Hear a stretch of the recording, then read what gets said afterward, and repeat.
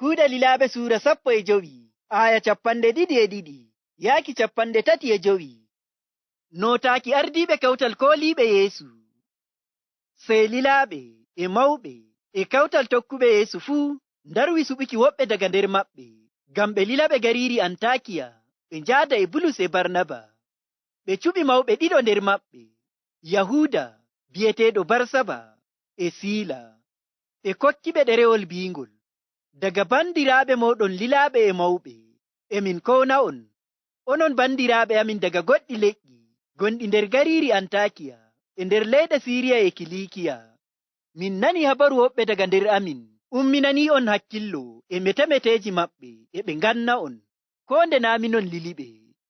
Kanjum waɗi min kawriti ko'e amin, min darwi suɓuki woɓɓe daga nder amin, min liloyaɓe to moɗon, hawti e Barnaba e Bulus higoraaɓe amin, cooruɓe yonkiiji maɓɓe, ngam huwanki Joomiraawo meɗen Yeesu Almasiihu.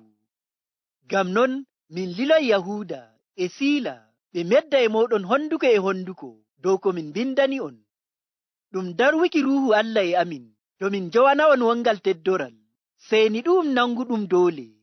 To on nyaamu ko ɗum sakkani gunkiiji, ko ko saaɗi, ko ko ɗum moylani daande ko ƴiiƴam, nden to on ngaɗu njeenu. To on curi ko'e moɗon daga waɗuki fiiɗu'um, on ngaɗi boɗɗum. Allah walla en. Sey ɓe lili ɓe yaaki Antakiya. Nde ɓe njotti ton, ɓe kawriti tokkuɓe Yeesu, ɓe kokki ɓe ɗerewol ngol. Nde tokkuɓe Yeesu wonɓe Antakiya njangi ngol, ɓe nani belɗum, ngam ngol sembiɗiniiɓe. Nde Yahuuda e Siila ɓe annabo'en ɓe cembiɗini ɓerɗe tokkuɓe Yeesu, ɓe mbaggini ɓe dow fii ɗuɗɗum. Gaɗa ɓe mbaali balɗe ton, ɓe ɗofti ɓe mbarkiɗini ɓe, ɓe co'oto liloyɓe ɓe. Amma Siila jooɗii ɗon, Bulus e Barnaba bo njooɗii nder Antakiya e yimɓe ɗuɗɓe e ɓe ekkitina e ɓe ngaajina wolde Joomiraawo.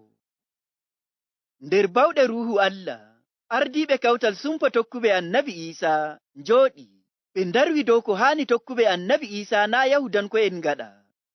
Sey ɓe mbindani ɓe ɗerewol, nden ɓe cuɓi yimɓe ɗiɗo nder maɓɓe, waato Yahuuda bi'eteeɗo Barsaba e Siila.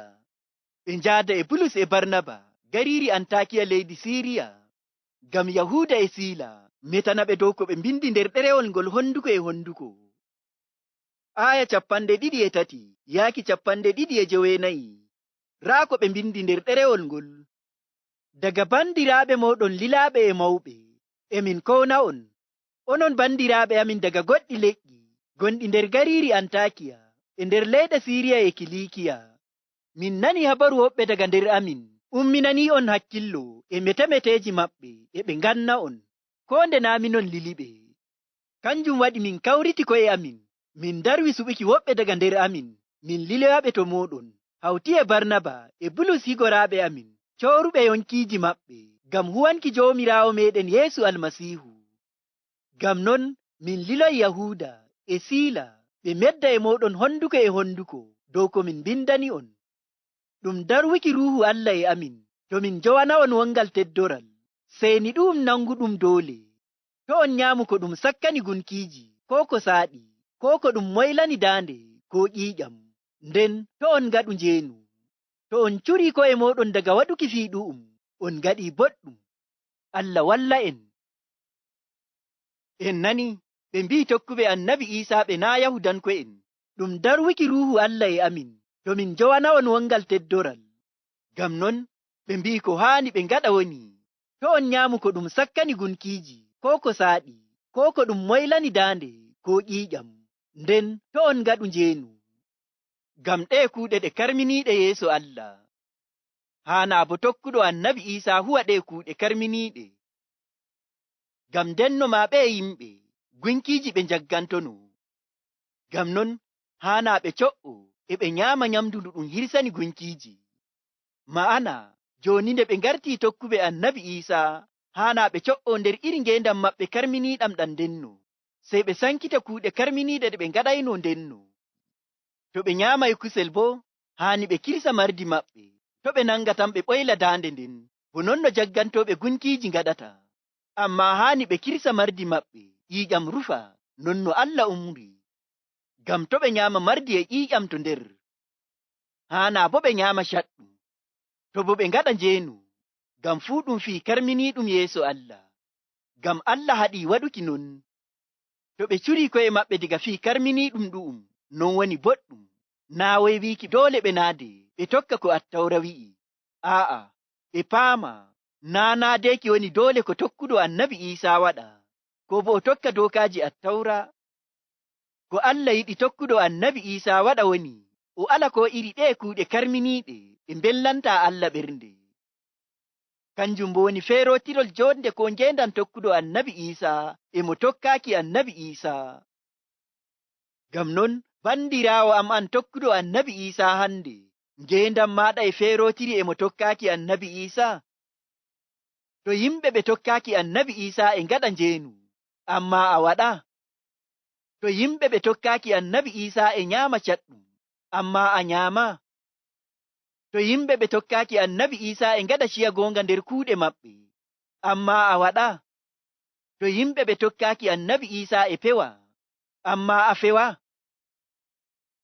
To non bandiraawo am, ɗume woni feerotirol ngendam maɗa e mo tokkaaki Annabi Iisaa?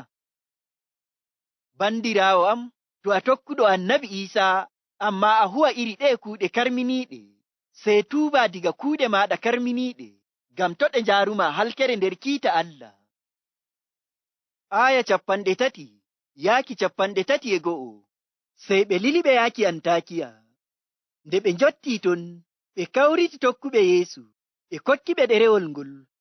Nde tokkuɓe Yeesu wonɓe Antakiya njangi ngol, ɓe nani belɗum, ngam ngol sembiɗiniiɓe. Nde ɓe njotti, sey ɓe kawriti sumpo tokkuɓe Annabi Iisaa wonɓe Antakiya, ɓe kokki ɓe ɗerewol ngol. En nani nde sumpo tokkuɓe Annabi Iisaa wonɓe Antakiya njangi ɗerewol ngol, ɓe nani ko lilaaɓe e mawɓe kawtal sumpo tokkuɓe Annabi Iisaa mbindi dow ɗerewol ngol, ɓe nani ko ɗerewol ngol wi'i dow ko haani ɓe ngaɗa, sey ɓe nani belɗum naa seɗɗa. Ɓe nani seyo e welwelo nder ɓerɗe maɓɓe, ngam ɗerewol ngol sembiɗini imaanu maɓɓe. Aya 32 wi'i, nde Yahuuda e Siila ɓe annabo'en ɓe cembiɗini ɓerɗe tokkuɓe Yeesu, ɓe mbaggini ɓe dow fii ɗuɗɗum. Ɗo en nani Yahuuda e Siila ɓe sembiɗini ɓerɗe tokkuɓe Annabi Iisaa ɓe ndaro e sembe nder imaanu maɓɓe, nden ɓe mbaggini ɓe dow fii ɗuɗɗum dow no haani ɓe njooɗoro jonde lamde e seniinde yeeso Allah. Gaɗa Yahuuda e Siila mbaali balɗe ton, ɓe mbarkiɗini ɓe, sey tokkuɓe Annabi Iisaa wonɓe Antakiya ɗofti ɓe, ɓe nangi laawol maɓɓe ɓe co'i Urushalima to liloyɓe ɓe. Aya 34 wi'i, amma Siila jooɗii ɗon. Ɗum e holla en Yahuuda tan so'i Urushalima, amma Siila jooɗi e Bulus e Barnaba to tokkuɓe Annabi Iisaa wonɓe Antakiya leydi Siriya. Aya 35 wi'i, Bulus e Barnaba bo jooɗii nder Antakiya e yimɓe ɗuɗɓe, e ɓe ekkitina e ɓe ngaajina wolde Joomiraawo. En nani Bulus e Barnaba ngaɗi ka ekkitinki tokkuɓe Annabi Iisaa wonɓe Antakiya, e ɓe bo ngaajina wolde Allah. E non tokkuɓe Annabi Iisaa wonɓe Antakiya leydi Siriya cembiɗi nder imaanu mu'en dow Annabi Iisaa. Non enen ma tokkuɓe Annabi Iisaa hande, ɗum e tabbitinana en to en giɗi paamen laawol Allah boɗɗum, cembiɗen nder imaanu meɗen, sey ngaɗen ka janguki deftere seniinde, waato wolde Allah. Se ko wala en paamay laawol Allah boɗɗum, en cembiɗay nder imaanu meɗen.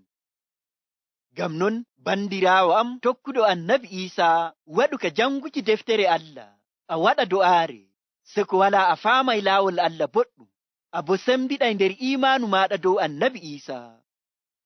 Allah walla en, ɗawtana en faamu ɗu'um. Amin.